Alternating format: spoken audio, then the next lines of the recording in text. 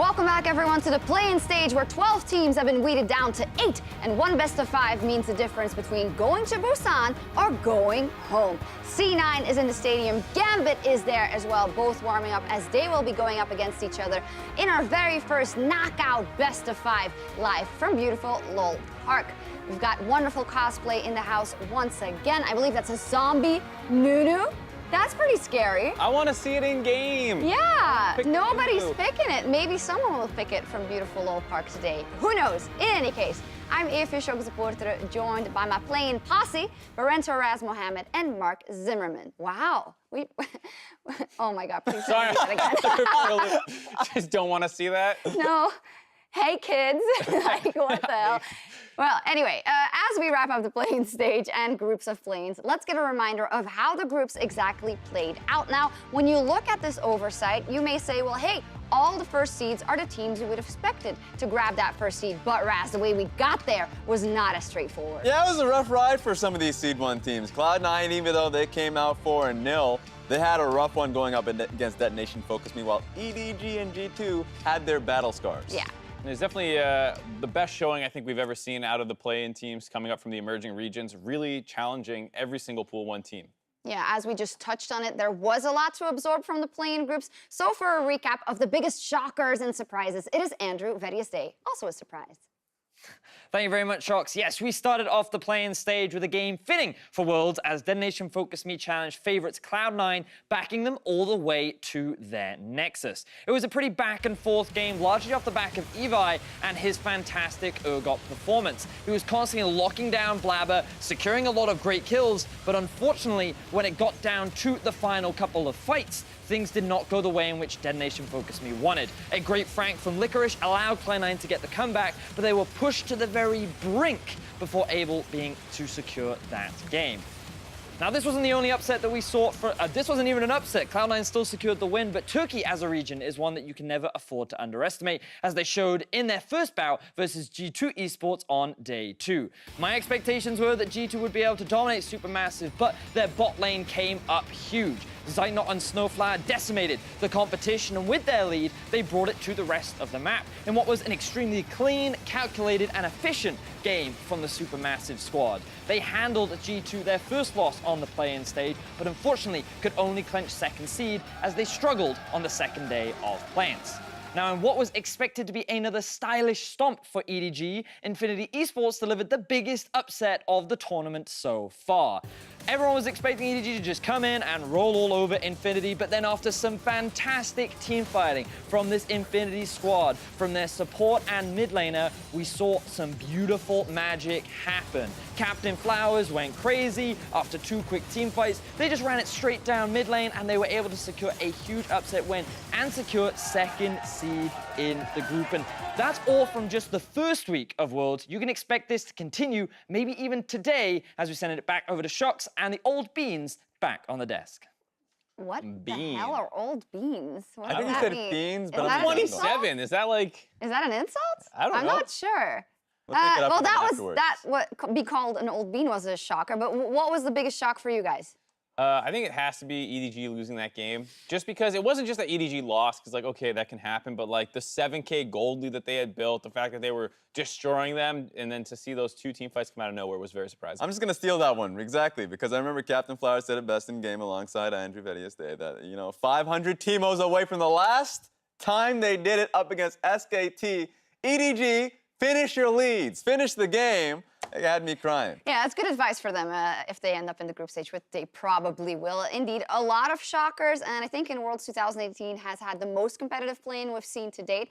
And I also wanted to know from my analyst, if you needed to draft a squad with just the players from play-ins, but in this stage, what would your roster look like? And I believe Mark is up first. All right, so here we go. Mostly picking from the Pool 1 teams. In the top lane, I want Wonder. He looked absolutely fantastic playing all those carry top laners. Empty is actually a very big part of this team because he can speak all the languages that he needs to be able to translate between the team. You got Scout in the mid lane, who has absolutely been crushing. Sneaky down in the bot side on their Kaisa. I would like to see him on a couple of the picks. Draven is not one of them. And then Snowflower has been a beast. We could only pick from one player from each team, and he was the one person I had to grab from one of the Pool 2 teams, and he looks like the best support I gotta say, the whole tournament. I'm liking your team. Has a bit of everything. Of course, Empty, the master communicator. No, we're not the same, Raz. Raz, you can't. This Are is you like exactly when you the walk same? outside the door and you notice the exact same wardrobe, but there is one difference. Oh, my God. I have Evie in the top lane, so I promise everyone at home, we tried to hide it. We did not know. Maybe we shouldn't have hit this it. was gonna come through. No, So, but it means that you guys align on what the strengths are. So Scout was an incredible mid laner, solo kills and all. Sneaky was just doing his job and team fights coming through. I know you had Wonder as the main point of difference in the top lane because he had it tough. So He was then doing damn well. argue to me, Raz, why you picked Evie over Wonder. For the same reasons, honestly. Both of them were Urgot players, and I felt like Evie, when it came down to the best of one versus C9, he was the primary reason why they were winning. I didn't actually see an Urgot hit that many ultimates in one game before. And while it was a give and take between Blabber just tanking it all and Evie being able to just hit it, I felt like Evie, throughout the entire group stage, was coming out on top. Definitely agree that his ultimates were very impressive. I do have to say that Wonder's CSD that he was creating for himself in the top lane without getting very many resources was something that I was very surprised at. I mean, after having him destroy us at Rift Rivals, I was kind of ready for it. And it was good to see him putting the smackdown on other teams. Yeah, I like it. A lot of good players there. I was going to ask you guys if they went up against each other, but then it would only be the top lane difference that would matter. Exactly. So who knows? I will say, though, learning multiple languages apparently can get you in any team out there. So Empty, inspiring people out there. Also on the analyst desk. Learn your languages. Yeah, learn your languages, I guys. need It's to, always I need to handy. get in. Well, then, Mark, some how many work languages myself. do you speak? Do we count coding languages? Sure. I can speak a lot of programming languages. Perfect, that's two. Anyway, we were fortunate enough to get 4 series this weekend. You heard it right. And today, Cloud9, they aim for a group spot as they face Gambit eSports in the first one. Then after that, LJL's Detonation Focus Me tries to do... Focus Me? Yeah, that's true. I was surprised because I put the emphasis on Focus Me. You thought you were talking about yourself? It was really weird. I just had an outer body experience. But anyway, maybe they have an outer body experience. It will be necessary if they want to beat EDG. And then tomorrow we have G2 versus Infinity and G-Rex versus Supermassive. That means we have a possibility of the full way 10 games. Do we think it's going to go there today, guys? No, not at all. I No? don't think it's going to happen. I think we'll see a few surprises, maybe just coming out of one game. But remember, these are stark favorites coming out of C9 and EDG. So I already dipped in. Don't to give what your my predictions away. I'm just saying.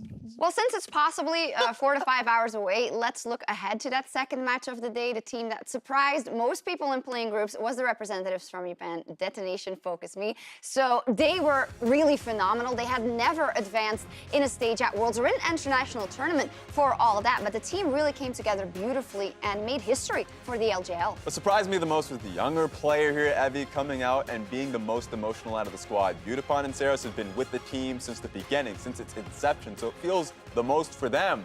But you could see the emotion pouring out from He's both of them. extremely experienced. Yes. And for me, not just the historical component, but how they actually looked in game was the most impressive part, because for so long the LGL has come in kind of hyped up. People wanted to see them do well, and for about 2 years in a row, they've always came out very flat in their play-in stages. So to have them actually do well in the games and get out, not just by beating some team that was kind of worse than them or whatever, was really what I wanted to see. Yeah, they look very well-rounded, so we'll see how they do. This is, of course, a very, very difficult matchup for them. They face the LPL's EDG. Now, outside of that misstep over Infinity, Raz, they did dominate and came out the way we expected them to in that group. Yeah, early game leads is what we got out of them. And that was the big takeaway. Even though they came out scarred, as we would have seen before in the past, EDG is a threatening team to deal with based off their 2 major carries, Scout and iBoy. Really dealing with you in laning phase, and then out of it, we saw constant assassination attempts, even the Akali being picked out of Scout. We didn't get to see too much of him during the regular season, but he comes out and said, hey, you have to respect it. Yeah, both Clearlove and Haro getting some playing time as well. The upset did happen with Harrowin, but I do think he is the better jungler, and I expect we'll see a little bit more of him throughout this best of 5. Is this the best team-fighting team in play-ins, or does another team give their run for them? It's a weird question because I still feel like they're the team most likely to lose a team fight from ahead, Yes. but also still the Also best team. still the best. Yeah, It's it's tricky, a weird, isn't it's a it? weird decision. win. They're definitely the team that's been tested the most in team fights in the LPL, so I think they'll come out with that as a strength, but we still need to see more team fights out of G-Rex. That's the team that I'm watching out for, a team that gets out of laning phase and gets challenged. Agreed. Now, that series is coming up later in the day, but when we return, we will hear from players from C9 talking trash versus Gambit eSports, or the other way around. And we're going to turn things up with hot takes. I will also gather the win conditions for the first series of the day. And as we go, let's take a look at the MasterCard priceless moment where SKT mounted a ridiculous comeback versus EDG at Worlds 2017. EDG and SKT, we said it at the start, the two titans of their own regions. And right now, EDG is looking to add one hell of a page to that history book. SKT still with 0 kills to their name. They lose their 6th turret, and it's EDG knocking on the top lane door. They're saving the Drake for now. They got 2 already. Bang is hiding. He's coming. Bang looking to come in. Here comes your initiation. They're right through. Oh my God. Baker Shockwave will find them all. And SKT, with a hell of a response, will take down 4. They did it! They fought back from a 9,000 gold deficit and won a team fight against all expectations. SKT are the best team to ever play League of Legends, and that man has been there for all of it. I couldn't see a way back. The stats couldn't see a way back, but one team fight initiated by Wolf.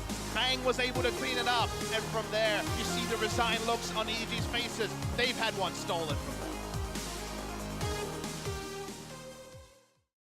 Gambit, of course, tournament hopes hang very much in the balance here for both these teams. Cloud9 is currently in first place, and if they win their next game over Kaboom, they lock that first place. But it is such a scatter from Kaboom as Cloud9 finally picks up kill number 1. Riev's low, Ignite takes him down.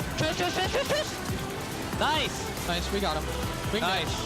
Nice job, guys. Cloud9 standing strong as North America's 3rd seed. Sonic is cutting out of the way, but still actually the damage is there. Fix might be able to find his way out of there, but he's taking too much. Lonic grabbing so many shutdowns, and Kira, he just went straight and pushed Gambit onto the next stage of Worlds. EDG need this for the LPL region to continue their dominance. While Detonation Focus Me, they are trying to do what no LJL team has ever been able to do. On a killing spree, Mako looking to turn it, the double dropping already. Ray off to the side, the triple for iBoy. Them Direwolves are forlorn as EDG takes first place. Licorice and Zazel are pretty much in a bad spot. Steal a little too far away from the Baron. And it's going to be Zeros that's able to steal it. 2-man stuff. Oh, still there! Steal! He actually stole it! Kaboom have to be thinking, how did we let it happen again? Nice Detonation Focus being taking 2nd seed in Group C.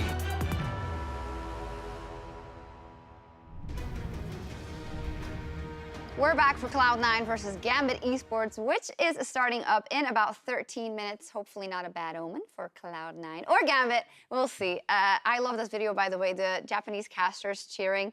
I'm never gonna be tired of that. This is just pure happiness. So far, probably the moment of the tournament. Just Yeah. the sheer elation that came out of them with winning and being able to advance out of the playing stage. I agree. Because Very they lovely followed to their see. story, and so it's just great to see that. Yeah. Well, before we jump into that series and into more emotion, I did want to gauge your temperature for our first hot takes at Worlds. So let's see the first one. It is EDG was not the strongest team in play-ins. Discuss. Okay, who got this one? You started off. I'll follow up with Yeah, what you said. you're the You agree? LPL, You agree with I that hot take? disagree. Look, I know EDG comes out, they lose their games. We've seen it last year, we've seen it this year. Look, they're better than C9. I'm just gonna come out and say it. G2, they lose those random games, but they'll recover. Well, one bounce back. question though. You know, how many times have they made it past quarterfinals at Worlds? They're not there yet. That doesn't matter, all right? Here's the thing about EDG. They have a 10% chance to lose any game in the world, including any time. anyone. Like you at home, put 5 bronze players here. There's a chance EDG just throws that game against them. Yeah. It was up 10K. It doesn't matter. The question is... That doesn't make them bad. The question is, would you rather have a team that looks as good as EDG in all the games, but could drop that game in a decider game in a best of 5, or would you rather have a Cloud9 who's struggled a bit with that Nation Focus Me, but were able to pull it back? I would rather have EDG because they average 3,500 gold up at 15. I want the team that has like that one dummy mistake, but is never going to lose Mark 3 sold games. out NA. They're You not heard it going to here lose first. 3 games in the best of 5. I wouldn't mind a winner. I'll take C9. Alrighty then. Well, next one. Gambit is feeling confident in their matchup today. They shared a fun fact on Twitter. They said, NA is the only major region we have 100% win rate against. They also shared this throwback picture from IEM Cologne 5 years ago. And while Diamond is back on the Rift, Edward is back on the Rift, and Sneaky also played in that game. So it's a bit of a throwback. Yeah, but Father Time has definitely crept up on them, and they're not. I don't think they're the team they were back then. They've got the Time Lord. If you're looking at him, maybe he's got that extra feature coming back from the past. Well, they don't have Gendrick can only go forward in time. I don't know, man. I think he's got some new gadgets. Sneaky is like the guy who's kept progressing, it seems like, though, He's from a 5 years vampire. ago. He hasn't aged at all. He's the same player. That's super impressive, though. Well, despite coming in as the 2nd seed, Edward from Gambit Esports thinks there are some advantages to coming in to a match as the underdogs. Thanks, guys. I am here with Gambit's Edward, who's about to take on Cloud9. And the last time, and actually the first time that you guys played against them was 5 years ago, where you picked up the win and beat them at IEM Cologne. So with all that history behind you, how confident are you coming into this rematch with incredibly high stakes? I wouldn't say it's a rematch because it's completely 2 different teams. It was completely different, and last time it was kind of easy, even though the Cloud9 was way stronger. But now we're as well way weaker than before as a Gambit. So it's gonna be an interesting match for sure. And Cloud9 is probably one of the most well-known teams coming into play-ins, and we know they're incredibly strong, and they went undefeated in their group. So many people see them as the favorites coming into the match, but do you guys see yourselves as the underdogs? I think I'm playing for LCL for 1.5 year already, or 2 years. Since we're a wildcard team, I see myself and my team as underdogs for 2 years already against any team. So I think it's a good mindset, so I'm completely fine with that. Is this a match, or is this the Worlds where you guys can basically disprove that and prove yourselves as a team to be reckoned with? Well, I think this is the best chance for us to actually prove that we're a good team, because last time at the Worlds we weren't ready at all. At MSI we did something, we kind of proved that we're one of the best wildcard teams with Supermassive. So this time we should need to prove that we can actually beat good teams. And for today's match, what do you think are really the biggest weaknesses of Cloud9 that you guys can take advantage of? I think the fact that they're an NA team. Excuse me? NA, well, nothing more. All right, well, I think that's it for us here. Edward, thank you so much and best of luck to you. Back to the desk. There's not really a rebuttal. We are, in fact, an NA team with C9. So you can't be like, no, we're not. We're better than... Factual. I love how, you are correct. Yeah, I love how Amelie was like, excuse me. You know, she has to stay, like, unbiased. But if someone's throwing out shots, hey. I thought he was going to go out with the real. I thought, is he going to say the B word? Is he going to say blabber? Is that what he's going with? No, he's saying NA. I was like, all right. Well, all right. Well, okay. he says they have an advantage. Maybe it's against an A team, but Cloud9 do look stronger. And when it comes to Gambit's performance so far, it isn't quite the M5 level we saw a couple of years ago. He also says, I've now been the underdog for 2 years. Yeah, we're a bit hot and cold on Gambit, I think. It's really hard to think how they will come out here. They haven't looked too sharp up until now. That's been my biggest issue for this squad. It's been who was the best player in the LCL historically is coming out with his weakest tournament, Kira. Yeah. Kira has not been looking good. Has actually been coming out with incredibly standard picks, so that lust that we saw from MSI is gone. He's not coming out with the Karthus, no Anivia. He hasn't doesn't even have written to ban it anyone in his anymore. death note yet. There we go. No, and unfortunately, it's Logic who has to pick up most of that slack. And he's been very good, and Sneaky hasn't been lane dominant, so there's a potential there. But so much of bot lane is still kind of dictated by the supports, and Edward has been very, very hot and cold in this tournament. And so if Logic is to reach his full potential and kind of be the X factor that can maybe carry this series, he needs Edward to step up alongside. Yeah, it seems like an uphill battle because they need both the individual performances and the group or the team performance to step up. I hope they have something up their sleeves because despite ending the week 4-0, Cloud9, that seemed weird because I was going to go into something positive, but actually the road to the knockout stage for C9 wasn't that clean. I think they went 4-0, so in the end they did exactly what was expected of them. I think we keep hammering on those bumps in the road, Mark, because we just want them to be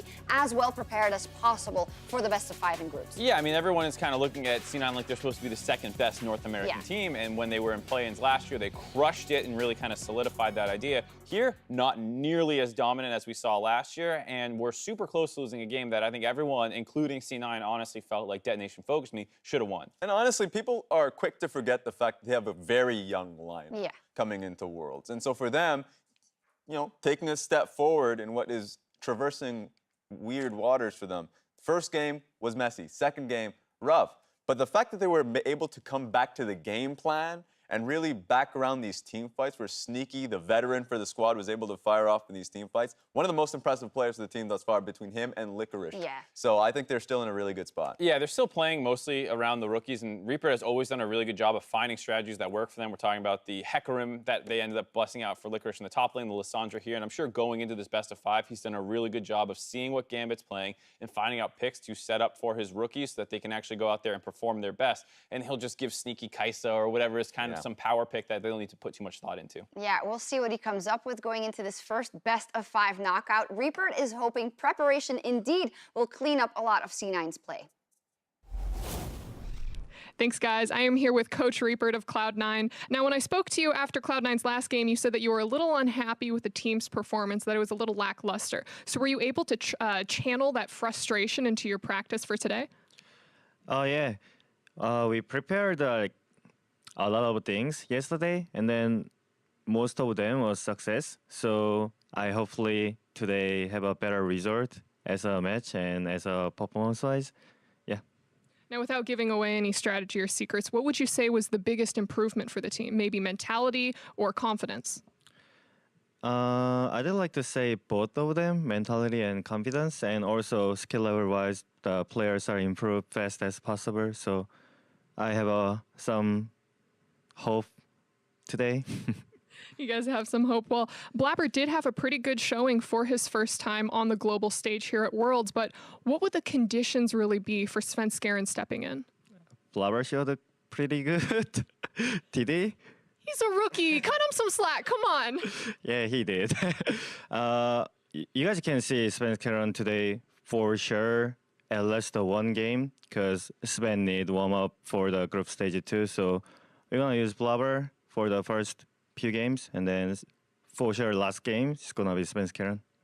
Exciting. Well, what do you think about Gambit as a team as a whole? What are your thoughts coming into the match, and where do you think you guys are really going to come out ahead? Gambit as a team, I think they're really strong. The wildcard team, as we are screamed a lot. I mean, not a lot, like a bit, but they are head resort against us. So it's kind of nervous, but I guess we are fine to go for it. Well, Reaper, thank you, and I wish you the best of luck in that match. That's it for us here. Back to you.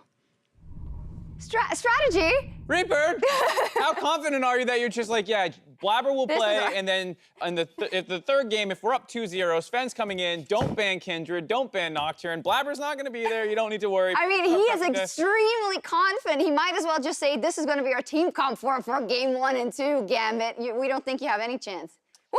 Yeah, that was surprising because usually he's relatively tight-lipped. So the fact that like he wasn't here to me is intentional in a sense, where he is intentionally saying what's going to happen because he is actually not that worried. Whereas in NA, you don't get this kind of stuff out of him. All right. Well, in any case, we're only a couple of minutes away from Champ Select, so let me get the win conditions for the underdog, Gambit. Raz, how did they do it? Very quick for me, it's going to be Empower Lodic. He's been the best performing member of the squad. You have to track Blabber for the games that he's going to play. So you can get his early vision down because that's how C9 wants to get their action going. And also on top of that, deny the power picks top lane, Aatrox and Urgot, because that we know Lissandra's going to show up when the Urgot's out there, so you can nullify the lane. For me, I was going to say save the innovation because I feel like what C9 can do to beat Gambit is a lot of what they've done in their gauntlet run in NA in the playoffs, as well as what we've seen thus far in the play-in stage, group stage. And I don't want them to reveal more strategies or experiment too much more. That was it. I think if they just go out there and play, Sneaky is going to power pick a couple of the strong champions, Varus, Kaisa, something like that, and then you'll be saving your counter picks for top and playing up through that mostly. And I think that's fine. You don't need to go with the Aurelia in the mid lane. Play the Galio, the Zillion, whatever supportive mages, Rise. don't branch out too much and save that for surprising people in the group stage, because it looks like if everything goes according to plan, they're going to Group B. Yeah, exactly. That seems like the plan for C9, so let's take a look at our predictions if we share the same faith. I certainly do. I have voted Cloud9, and also with a 3-0 game score, a bit hard on Gambit, but I just think C9 doesn't cut above them. I say, I think I'm the one that diverges a little bit. I have one game for Gambit. I'll give them one because they're a team that looks towards preparation so much that a draft will give it to them. So I think Gambit will come out, especially since Cloud9, it seems like they're looking past Gambit into the group stages. You have to still respect your opponent. Well, I looked at which match is most likely to have an upset game, and I actually felt like the EDG Detonation Focus Me would be the one where DFM, with what we've seen from EDG, could drop one. They already threw that one game. Yeah, throw and play. That happened in group. I actually had Gambit taking a game here as well. Okay. So that's why I was like, Raz, what do you mean? We both predicted. In EU, we call that the cop-out prediction, because you're not secure enough in the team that is dominant to do the whole thing, and you don't want to look like a fool. Yeah, well, I think Gambit will actually do something interesting, one draft that will catch C9 by surprise. So I have confidence that Gambit. And I hope we are completely wrong and we see 5 games for both sets. We'll see. The stage is set in any case and ready to go. Let's send it over to a couple of koalas, Pastry and Spawn.